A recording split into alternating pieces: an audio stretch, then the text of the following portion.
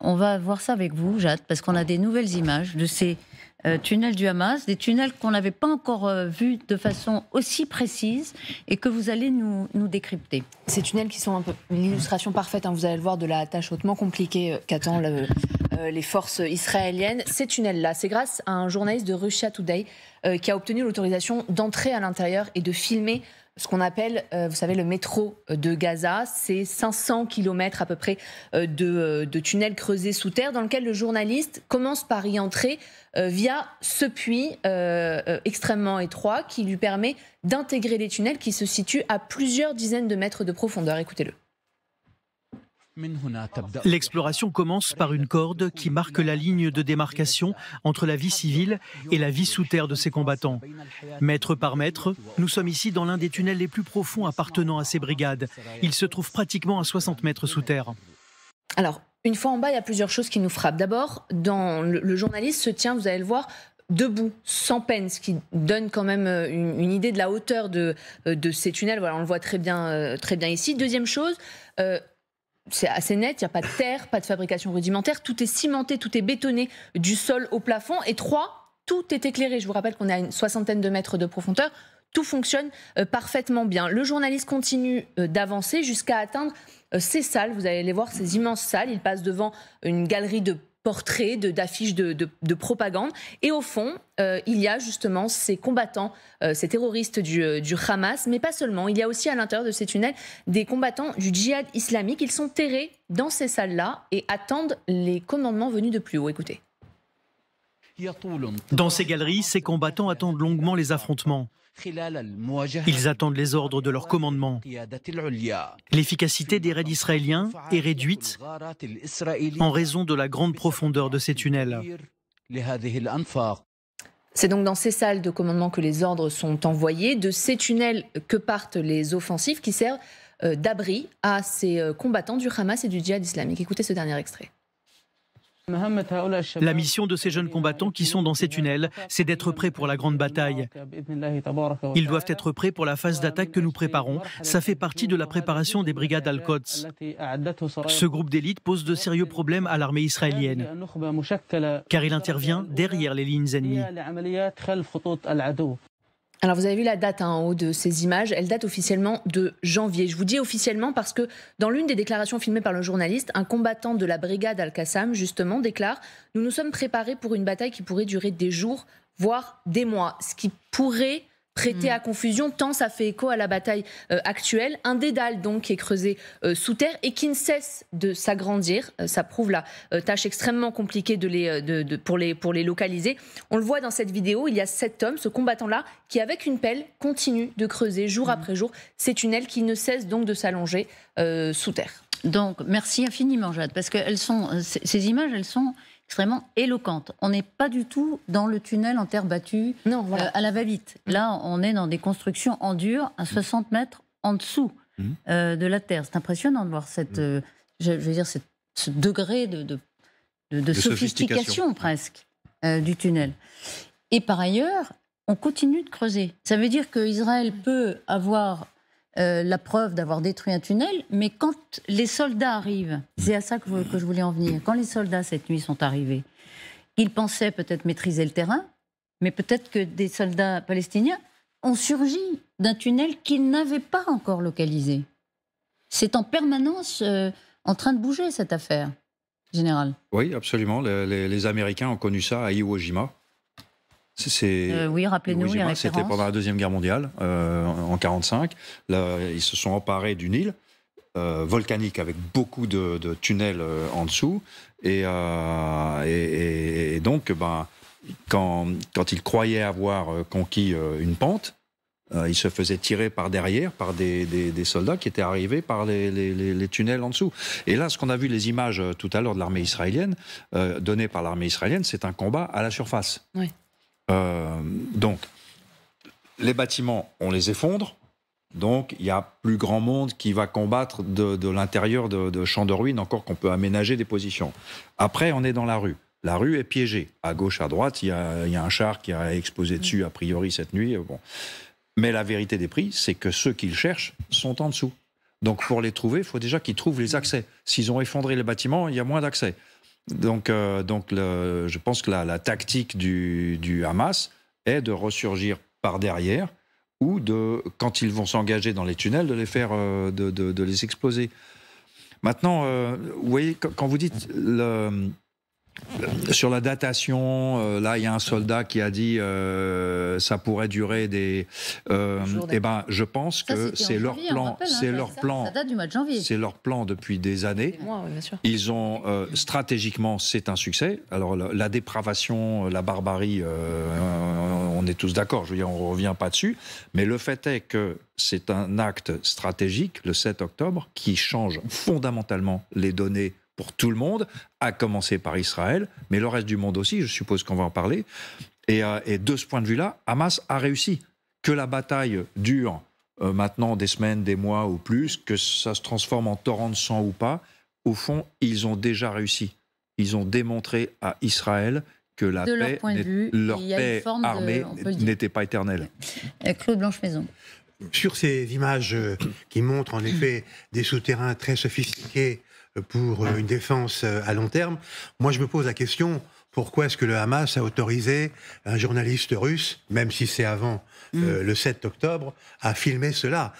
C'était évidemment pour que ça soit envoyé en Occident maintenant, pendant la guerre, à des fins dissuasives, pour que effectivement les commentaires soient on va jamais y arriver.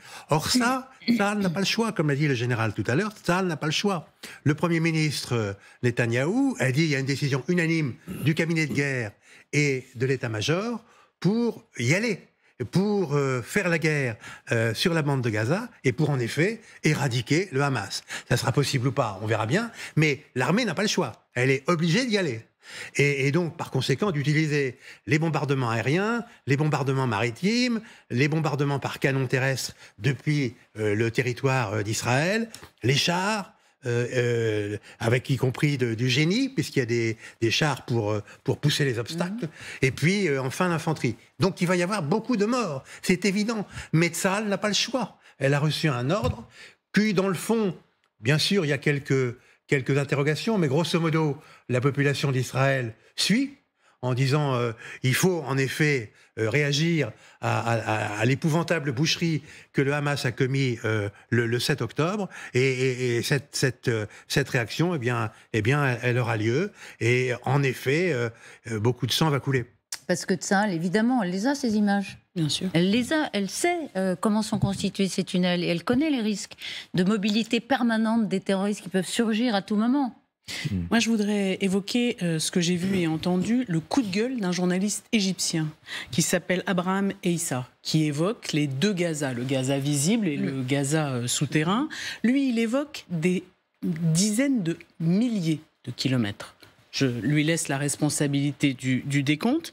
Il dit qu'en 16 ans, le Hamas a engagé le peuple palestinien dans 7 à 8 guerres. Je vous rappelle que c'est un journaliste égyptien. Et il dit, et quand on voit ces images, on ne peut qu'y penser, pas un seul kilomètre n'a été dédié à des abris antimissiles pour protéger la population civile. Alors ça, c'est très intéressant parce que on a eu, il y a quelques heures aussi, l'expression d'un membre du Hamas interrogé sur la vocation de ces tunnels. Et voilà ce qu'il dit sur les tunnels qui protègent les combattants et qui protègent les civils. Point d'interrogation, quand même. Écoutez ce qu'il dit. De nombreuses personnes posent la question suivante. Puisque vous avez construit 500 km de tunnels, pourquoi n'avez-vous pas construit des abris pour les bombes où les civils peuvent se cacher pendant les bombardements? Nous avons construit les tunnels parce que nous n'avons pas d'autres moyens de nous protéger contre les attaques et les assassinats. Ces tunnels sont destinés à nous protéger des avions. Nous nous battons depuis l'intérieur des tunnels. Tout le monde sait que 75% des habitants de la bande de Gaza sont des réfugiés et qu'il incombe aux Nations Unies de les protéger. Voilà, vous avez bien entendu. Les tunnels, c'est pour protéger les combattants. Les réfugiés, il parle de sa propre population palestinienne, ses compatriotes. Les réfugiés, c'est aux Nations Unies. C'est pas à nous. On va pas protéger les civils dans nos tunnels. Oui, enfin, les agences des Nations Unies ont déjà une 60aine de morts. probablement plus, puisque en effet, la vie à Gaza ne tenait que par les agences de l'ONU, que ce soit la santé, l'éducation, etc. Maintenant, tout est probablement détruit, et puis un certain nombre d'agents de l'ONU ont été tués. C'est quand même quelque chose qui est totalement inacceptable. C'est inacceptable, mais c'est exposé, ces civils-là sont exposés aux tirs israéliens par le Hamas lui-même. Aucunement l'intention de les protéger. C'est la démonstration de l'instrumentalisation des morts palestiniens par le Hamas pour faire avancer la cause sans jamais leur proposer une protection, alors que dans ces centaines de kilomètres de tunnels, certains pourraient être voués à la protection des civils. Quand on sait, et on y reviendra j'imagine, que le Hamas a disposé des hommes en armes avec des armes, des munitions dans les sous-sols ou dans les cours d'hôpitaux, on continue à comprendre pourquoi il y a autant de morts et pourquoi il y a peu de sanctuaires, sinon pas, dans la bande de Gaza. Quelle autorité d'un pays dit les civils, mais nos civils, c'est pas nous qui devons les protéger. Jad.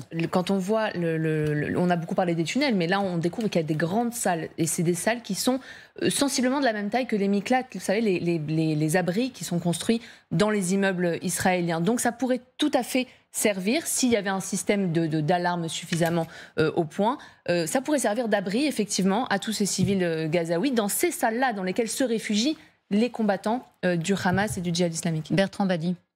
Oui, moi je comprends très bien tout cela. Seulement, il ne faut quand même pas oublier ce qu'est Gaza et l'histoire de Gaza. Gaza, c'est un gigantesque camp de réfugiés. Et le Hamas est une organisation qui a des méthodes terroristes, nous le savons, qui est une organisation combattante et dont le projet n'est pas de gérer un État comme le ferait n'importe quel État dans n'importe quelle région du monde. Elle s'est fait élire. On est dans une logique. Il s'est fait élire. Il prétend en tout cas s'être fait élire par la population. Oui, c'est pas comme les brigades rouges, si vous voulez, qui n'ont pas eu la prétention de répondre à cet objectif. Mais ne banalisons quand même pas la bande de Gaza pour en faire un État-nation. Il faut voir ce que c'est. Vous savez, le malheur de cette région, c'est qu'on ne veut jamais partir des réalités. La réalité, c'est que c'est un gigantesque camp de réfugiés. Les Gazaouis, ça n'existe pratiquement pas. Il y a quelques Gazaouis, mais l'essentiel, c'est des flots de réfugiés qui arrivent et qui arrivaient d'un peu partout. Donc on est dans une situation, effectivement, de guerre rampante depuis 75 ans, d'une organisation qui s'est fait de plus en plus organisation terroriste et d'une population qui est une population de réfugiés et effectivement avec une aide timide et limitée des Nations Unies. Donc ne considérons pas le rapport Israël-Gaza comme un rapport État-État. Non, mais le point d'arrivée... Il faut avoir cette réalité sociologique en tête. Vous avez raison, il y a un contexte. Le point d'arrivée, c'est que le Hamas se lave les mains du sort des civils après avoir investi énormément d'argent dans la construction des tunnels pour ses combattants. C'est le point d'arrivée. On peut le constater. C'est même beaucoup plus pervers que ça. C'est pas qu'ils s'en lavent les mains, c'est que ça fait partie de sa stratégie. Normalement, moi j'appartenais à une armée dont le but était de protéger la population. Là, maintenant, on a inversé la proposition. C'est la population qui protège l'armée, si vous voulez. C'est comme ça que ça marche.